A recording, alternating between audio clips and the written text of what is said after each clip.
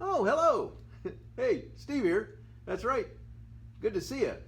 And I got some thoughts about becoming a building administrator today. But before I do that, I want to remind you, don't forget to subscribe to my channel. That's right. And there's a little bell down below also that you can see that'll let you know every time I update it. So don't forget to subscribe. I'd love to have you be a subscriber. All right. So keep that in mind. All right. With that being said, I want to tell you this. All right. I've heard some different ideas from people about why they're thinking about becoming an administrator. And some of them have the greatest ideas because they understand that you can help teachers teach, you can help families out, and you might be able to drive a change initiative a little bit better from that position, whatever. But some people have some different ideas about it. So just bear with me a minute because I'm going to share three of those with you.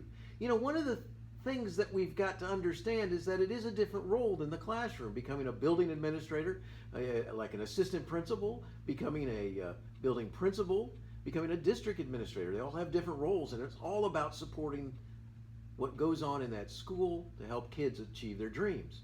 Well, here's one of the strangest ideas I've ever heard. Number one, I won't have to grade papers anymore.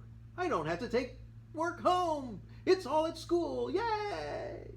I'm not so sure I ever went to the same school as that one did. You know, it's like, because I had quite a bit of work that I had to take home, and a lot of it couldn't be done by myself. I needed a team to work on with it. A second crazy idea that I've heard, okay, maybe not so crazy, but a little bit out there idea about being an administrator and why they might want to pursue the position, is that I get to go home early. What? Home early? What does that mean? Matter of fact, a good chunk of your job is done after everybody leaves and on weekends. And you make deals with other people to say, hey, you know, could you come join me because we need to take a look at this and I'll buy you a pizza. You know, it's like there's a lot of work because you get stuff done during the day, not so much, but you get to do a lot of it after everybody leaves. And if you're at high school level, well, guess what? You have all those supervision responsibilities, like going to football games and wrestling matches and plays and such for supervisory duties. And so that's going to make it take a little bit longer to get something done as well. So just keep in mind that, you know, yeah, you're going to have to spend some time at school after everybody leaves. And number three, interesting idea about or thought about becoming an administrator is this one.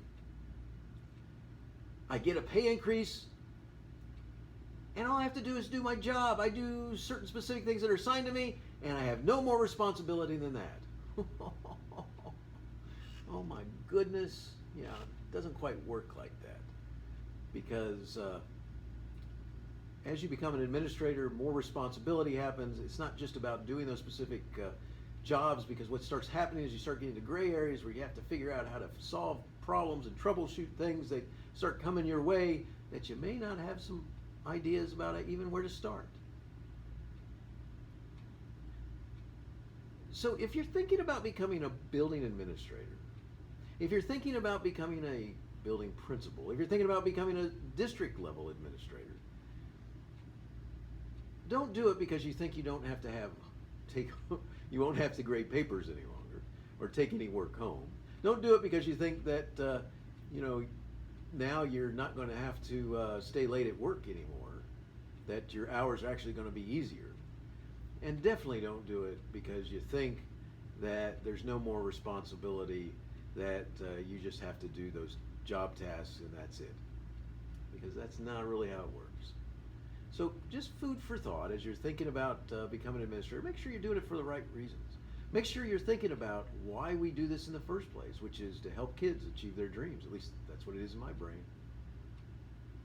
What's your purpose? Thanks for listening. Have a great day. By the way, don't forget to subscribe. Don't forget to subscribe. I'd love to have you as a subscriber. Look for that little bell. Look for that little clicky thing down there. And why don't you join me? Thanks. Take care.